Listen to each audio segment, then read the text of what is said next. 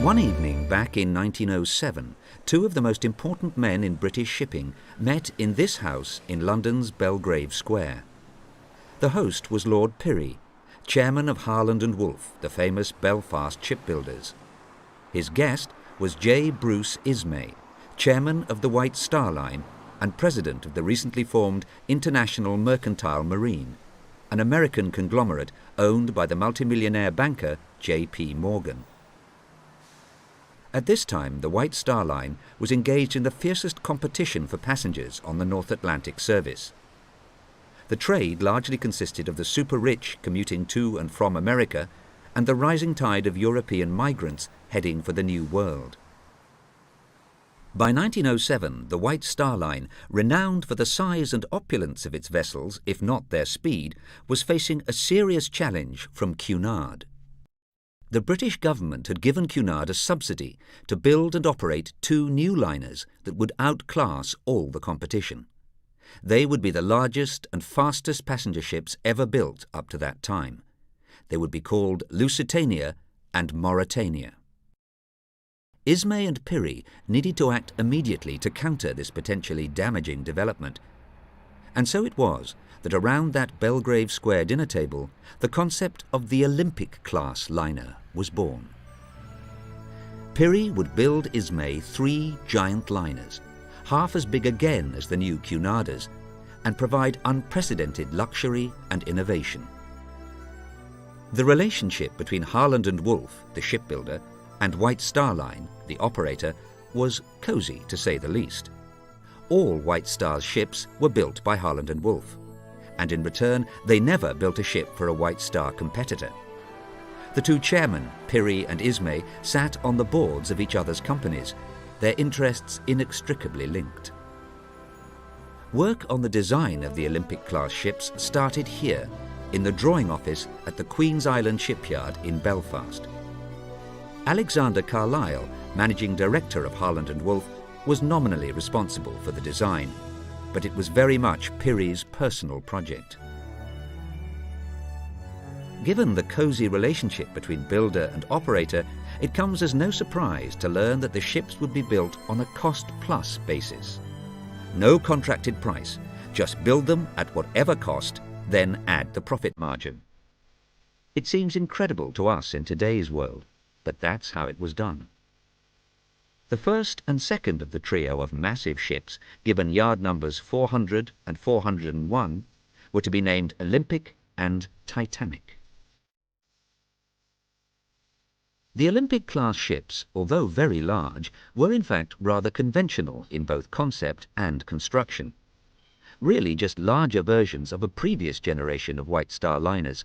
They employed the box-section hull, 10-to-1 length-to-beam ratio, and large bilge keels, which were the yard's trademarks. To be sure, there were many innovations to attract the wealthy and discerning.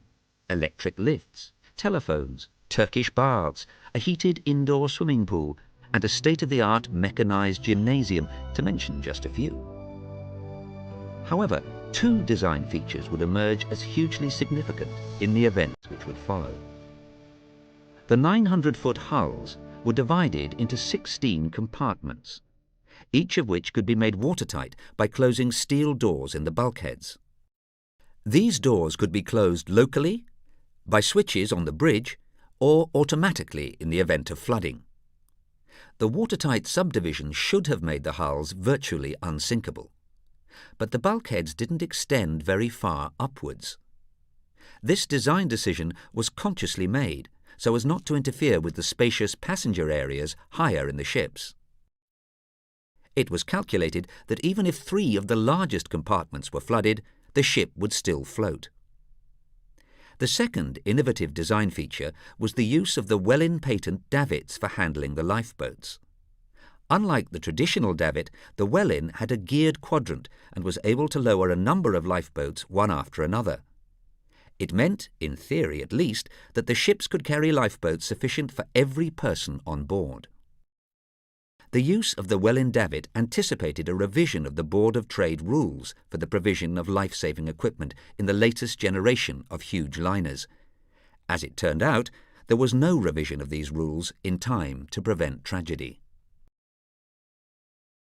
Although half as big again as the Cunardas, Lusitania and Mauretania, the Olympic ships had engines of fairly modest power output, 46,000 horsepower compared to Cunard's 70,000. This reflects the decision to put comfort and stability before high speed. Whereas Cunard had employed 4 state-of-the-art Parsons steam turbines, each driving its own propeller shaft, the White Star opted for 2 rather old-fashioned reciprocating engines, one driving each wing propeller and a single low-pressure turbine driving the center propeller. This triple screw arrangement was considered to be very economical. The center turbine powered by steam exhausted from the reciprocating engines. In reality, it was already an outmoded propulsion system, not only less powerful than the all-turbine arrangement, but less efficient too. Where the new White Star ships did improve on their Cunard rivals was in the matter of comfort, stability, and an almost complete lack of engine vibration. The Cunardas might dash along at 27 knots, but the Olympic-class ships sailed more sedately at 22 knots. In view of what was in store, perhaps that's just as well. This vast open space is all that now remains of the 2 slipways specially constructed for the building of the Olympic-class ships. No shipyard had ever attempted to build such large ships, and it required some impressive infrastructure.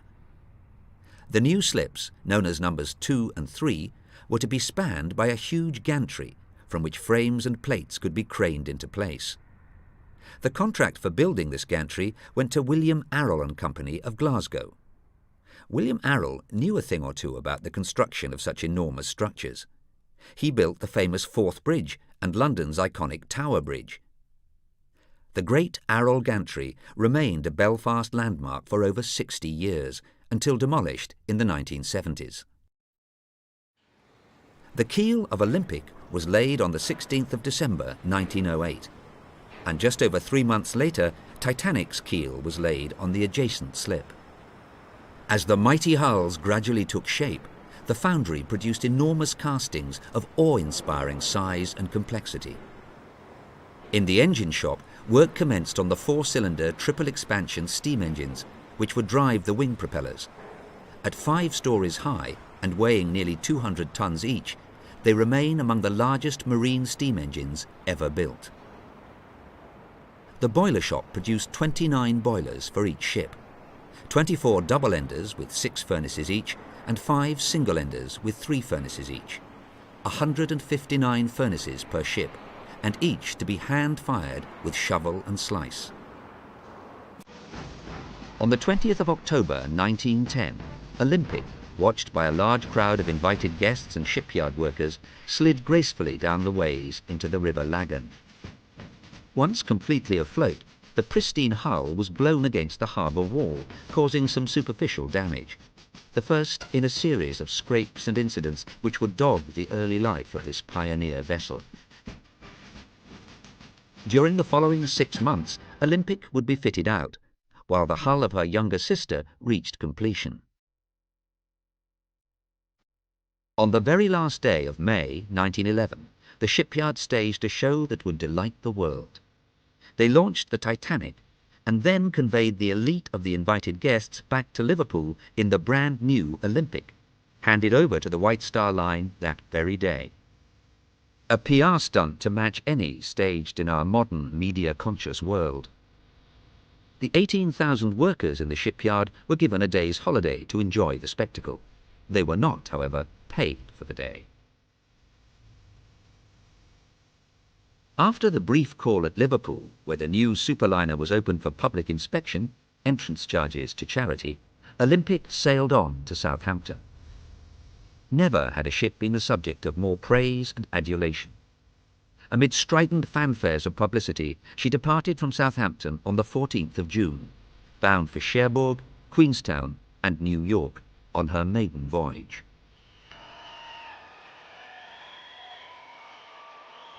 J. Bruce Ismay, chairman of the line, was aboard with his wife.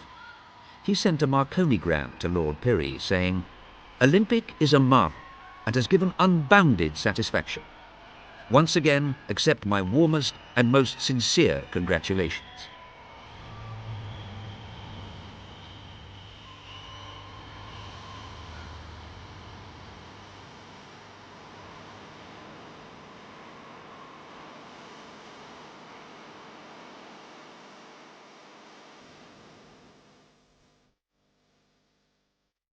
The euphoria surrounding Olympic would not last long. 4 months later, while Titanic was still fitting out in Belfast, she set sail from Southampton on another westbound crossing. In command was Captain E.J. Smith, Commodore of the White Star Line, assisted by Mr. Bower, a Trinity House pilot. At the southern exit from Southampton Water, the ship slowed to make the tricky turns that would bring her around the Bramble and into Cowes Roads. A Royal Navy cruiser, HMS Hawke, was seen heading towards Portsmouth from the west. Confusion over headings and intended courses was exacerbated by a strong suction current generated by Olympic's massive displacement as the two ships drew near to each other. In the closing moments, the Hawke's steering jammed. The inevitable collision caused severe damage to both ships. Olympic's voyage was cancelled, and she returned to Belfast for extensive repairs. Back at the shipyard, work on Titanic had to be suspended, and her place in the graving dock given up to Olympic. It was an expensive setback for White Star.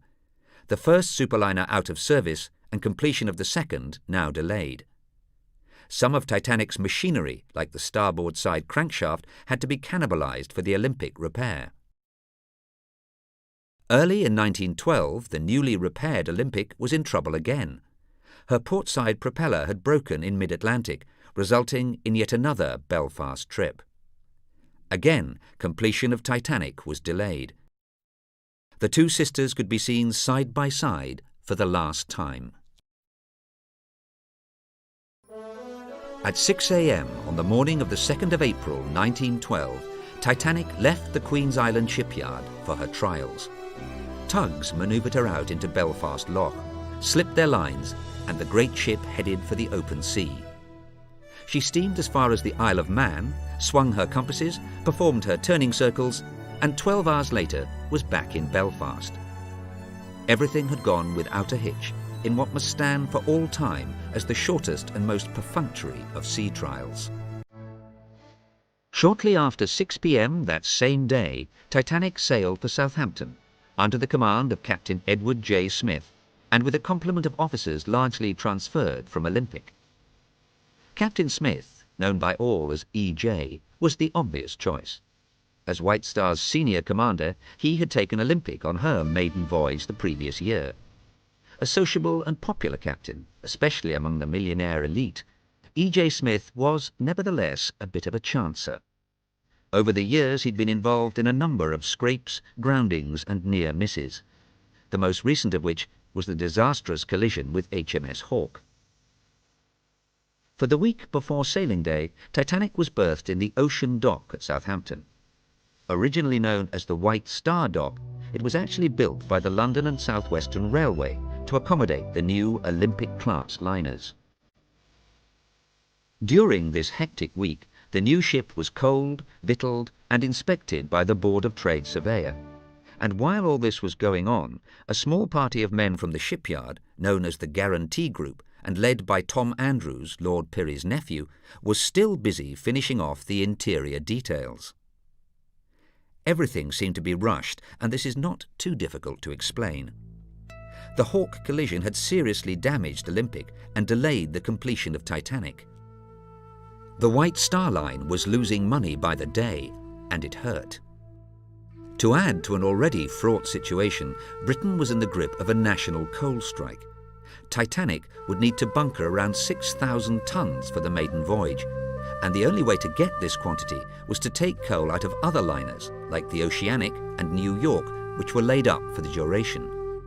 This meant double handling of the coal, a dirty and very laborious business. In the midst of this mayhem, Titanic was keeping a dark secret. The coal in the bottom of bunker number 6 was on fire, and had been since they left Belfast. This potentially devastating situation was certainly never revealed to the Board of Trade Surveyor. Had he known, the ship would never have been given a certificate of clearance to sail. On Tuesday, the 9th of April, Tom Andrews wrote a letter to his uncle, saying, "I think she'll do the old firm credit when we sail tomorrow." Neither Andrews nor any of the Guarantee Group would ever see Belfast again.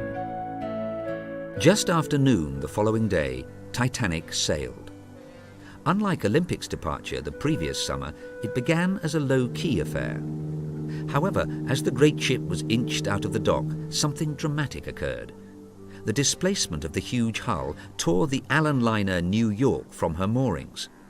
Another disastrous collision seemed inevitable until EJ stopped Titanic dead in the water. It was a close call and regarded as somewhat ominous by the superstitious crew. Chief Officer Henry Wilde, newly transferred from Olympic, wrote to his sister, "I still don't like this ship. I have a queer feeling about it." With the panic over, Titanic sailed down Southampton Water and into Spit Head. Captain Smith, on the bridge with that same Trinity House pilot who had been with him at the Hawke collision, must have been glad to be gaining the open sea at last. Titanic entered Cherbourg Harbour just before sunset that evening. The new tenders, Nomadic and Traffic, ferried out 274 new passengers. Among them a Mrs. Margaret Brown, who would famously go down in history as unsinkable Molly Brown.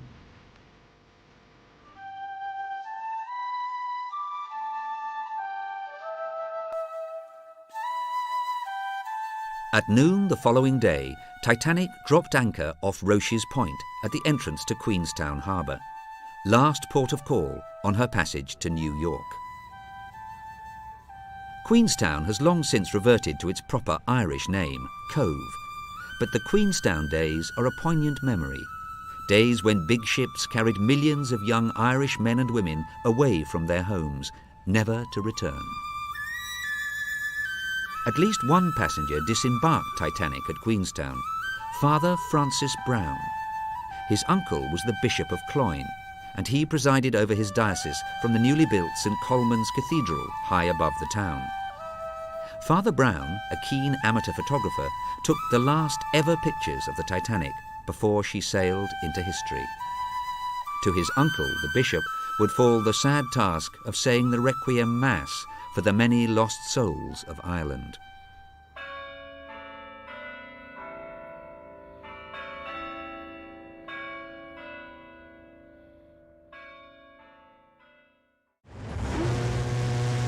Sharp at 1:30, Titanic's steam whistle sounded, and the great ship headed for the open Atlantic. On board there were now 324 first-class passengers, 285 second, and 706 third. In the engine rooms and stoke holes far below, Chief Engineer Bell had things pretty well under control, except the worrying bunker fire which still burned. He had assigned a small gang of trimmers to empty the bunker of coal and so eventually extinguish the source. It was not going to be a quick and easy job, however. The ship's engines were working up faultlessly. First day out of Queenstown, she ran 386 miles. Second day, 519. Third day, 546. 75 revolutions, 21.5 knots. By the morning of Sunday, the 14th of April, the ship was running at full speed in calm and fair weather. At 9 a.m., an ice warning was received from the Cunarder Caronia, and over the next few hours, more warnings came in from the Baltic, the America, the Californian, and the Mesaba. Each report placed the ice directly ahead of Titanic's track, but still the ship drove on at full speed. At 9:30 p.m., the lookouts in the crow's nest were told to watch out for icebergs. An hour later, the sea temperature was down to 31 degrees. A passing ship was sighted heading east, the cargo steamer Rappahannock. Her signal lamp began to flash a message to Titanic. "Have just passed through heavy field ice and several icebergs." Clearly, the danger lay directly ahead. Titanic replied, "Message received. Thank you. Good night." Then continued on her way at full speed. One final attempt to alert Titanic to the extreme danger ahead was made by the Californian at 11 p.m. Sadly, the message got no further than the Marconi room, where it was rudely interrupted. "Keep out! Shut up! You're jamming my signal. I'm working Cape Race." The stage was now set for disaster. A mere 40 minutes later, lookout Fred Fleet, high in the crow's nest, sighted an iceberg dead ahead. First Officer William Murdoch, in charge of the watch, ordered the helm hard a starboard and swung the engine room telegraph to full astern. But it was too late. The ship struck the ice a glancing blow on the starboard bow. Murdoch closed all the watertight doors, and the carpenter was called to sound the ship. It took less than 20 minutes to assess the extent of the damage. The forward 6 compartments were flooding rapidly. Tom Andrews did some quick calculations and told Captain Smith that Titanic had no more than 2 hours to live. Just after midnight, the order was given to prepare the boats and muster the passengers and crew. The senior wireless operator, Jack Phillips, began tapping out the international distress call, CQD. The Frankfurt replied, then the Mount Temple, the Carpathia, and the Olympic. Later he tried the new signal, SOS. 45 minutes later, the first boat was ready to be lowered. It was a little over half full. Titanic was well down by the head, and lifeboats started to leave the ship at regular intervals. The band assembled on the boat deck and were playing ragtime. The last boat to be lowered left at 2:05, full now, as the tragedy reached its finale. Just before 2:20 a.m., the stern rose for the final plunge. The lights failed, and moments later, she was gone. 712 survivors were picked up by the Cunard steamer Carpathia just before dawn that morning. 1,502 people had perished in the ice-cold waters of the North Atlantic. 3 weeks after the sinking, the Board of Trade opened its official inquiry into the circumstances of the wreck. It lasted for 36 days, the longest wreck inquiry in history, and during its course, some 98 witnesses were asked a total of over 25,000 questions. The president of the commission was Lord Mersey of Toxteth, a recently retired High Court judge. It might well be supposed that such an exhaustive inquiry left no stone unturned in its search for the truth. In fact, it was a complete whitewash, and largely concocted to get the Board of Trade off the hook. They were in a very embarrassing position.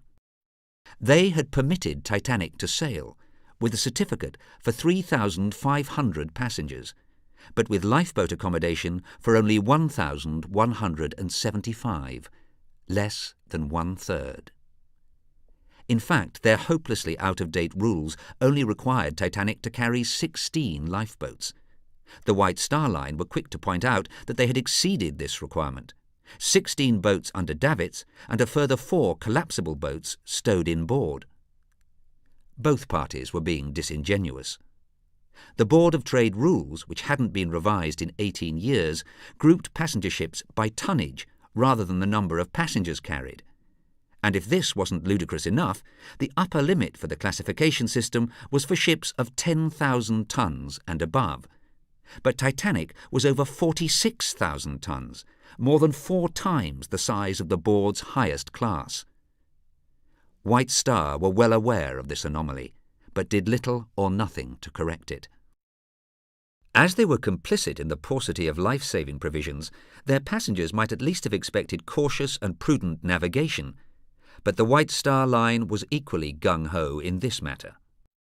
Captain E.J. Smith, true to form, sailed headlong into a known danger area at full speed and with less than adequate lookout. Ernest Shackleton, the famous Antarctic explorer, was called to give evidence and was asked his opinion on navigation in the proximity of ice. What I want you to tell my lord is, do you think it is of advantage in clear weather to have a man stationed right ahead of the stem as well as in the crow's nest? Undoubtedly, when you're in the danger zone, the ice zone. And supposing you were passing through a zone where ice had been reported to you, would you take precautions as to the lookouts? Supposing you only had men in the crow's nest, Would you take any other precautions? I would take the ordinary precaution of slowing down, whether I was in a ship equipped for ice or any other, compatible with keeping steerage way for the size of the ship. You would slow down? I would slow down, yes. And supposing you were going 21 to 22 knots, I suppose that would be the better reason for slowing down? You have no right to go at that speed in an ice zone. It might be supposed that this damning evidence alone from so expert a witness would have condemned the White Star. But no, like the Board of Trade itself, they wriggled off the hook. Lord Mersey concluded that the fate which befell Titanic, which was hopelessly under-equipped with lifeboats and was slammed into an iceberg at full speed, resulting in the deaths of 1,522 people, was an accident that was neither foreseeable, nor the fault of the government agency which certified her, nor of the company which operated her. So who was to blame for the catastrophic loss of life? Mersey concluded that it was Captain Stanley Lord, master of the Leyland liner Californian. By cannibalizing and cherry-picking largely circumstantial evidence, the Board of Trade inquiry decided that Lord's ship was in clear sight of the stricken Titanic, but made no attempt to go to her assistance. Stanley Lord was the only individual to be censured by the court, and it was his ruin. The discovery of the wreck of Titanic more than 7 decades later was to finally establish that Lord was entirely innocent. His evidence as given in 1912 was correct. His ship was more than 19 miles away, far too far away to see or be seen from Titanic. For Stanley Lord, this vindication came too late. He died in January 1962. The Board of Trade inquiry might have let the White Star Line off the hook, but in 1913 an Irishman, Thomas Ryan, brought a civil action against the company for the loss of his son, a third-class passenger. The judgment handed down in the High Court of Justice was to finally damn the White Star Line. The navigation of Titanic was judged to be negligent. The appalling consequences of the sinking of Titanic shook the British shipping industry to its foundations. For the White Star Line, it was a potential death blow. Olympic was loading at Southampton a few days after the disaster when the entire complement of firemen and trimmers, the so-called Black Gang, walked off the ship, refusing to return until sufficient lifeboats were put on board. White Star management blustered and threatened the men with charges of mutiny, but in the end they cancelled the voyage and gave in. More boats were provided. 5 more round trips to New York were completed that summer of 1912. Then Olympic returned to Belfast for very major alterations. The cellular double bottom was extended upwards to 4 feet above the load line, and the bulkheads were also extended upwards, some by as much as 40 feet. The result of this refit was a ship which could now remain afloat with 6 compartments flooded, and one provided with lifeboats for all aboard. Olympic returned to the North Atlantic service in late 1913, and White Star desperately hoped that they could put the Titanic behind them once and for all. The outbreak of the Great European War in August 1914 largely achieved this result. For a while, Olympic continued in commercial service, but a year later she was requisitioned by the Admiralty as a naval transport, armed with 6-inch guns and painted in dazzle camouflage. During her war service, Olympic steamed 184,000 miles and carried over 120,000 passengers, both military and civilian. She became known as the Old Reliable. When the war finally ended, a Belfast trip heralded another big refit and conversion to burn oil rather than coal. Olympic was the first of the big liners to be converted. During the following decade, Olympic enjoyed her golden years. Catering for the elite of the transatlantic trade, this most elegant of ships was a firm favourite among royalty, millionaires, and the new stars of the motion pictures. It seemed that she'd finally lived down the reputation for ill luck which had dogged her early life. and the Titanic connection was largely forgotten.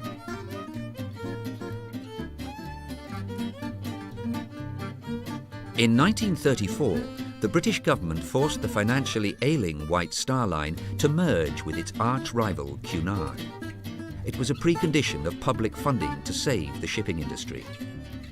Cunard had a mammoth new liner on the stocks in Glasgow, and work had stopped for lack of funds.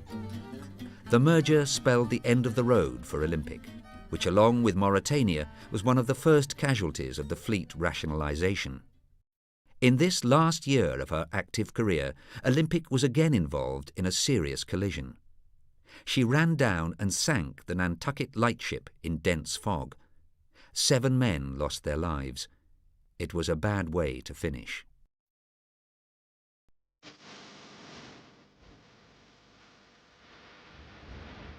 The major structural alteration dictated by the Titanic disaster delayed the completion of the third sister for over a year. Britannic wasn't launched until February the 26th, 1914. As well as incorporating all the modifications that had been carried out in Olympic, the new ship was equipped with extraordinary lifeboat provision.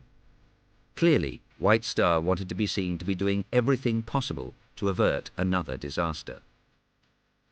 Britannic was still fitting out the following year when she was requisitioned as a hospital ship.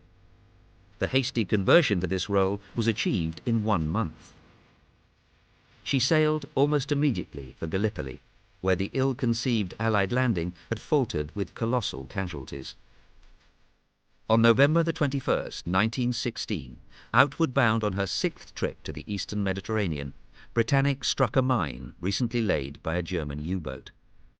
The great ship rapidly became totally unmanageable, taking a severe list, and in less than 1 hour had disappeared below a calm Aegean Sea. 29 people lost their lives, but the great majority of those aboard, 1,106 in total, were saved. In the aftermath of the sinking of Britannic, the German government announced that British hospital ships would henceforth be liable to attack.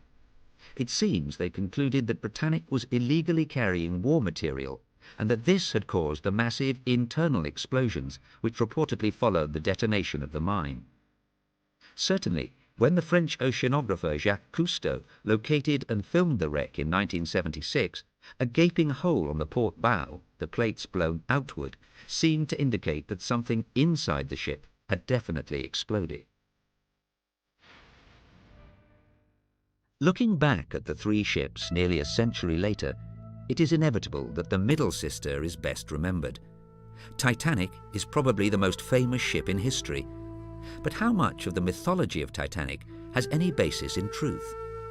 Let's examine some of the conventional wisdom.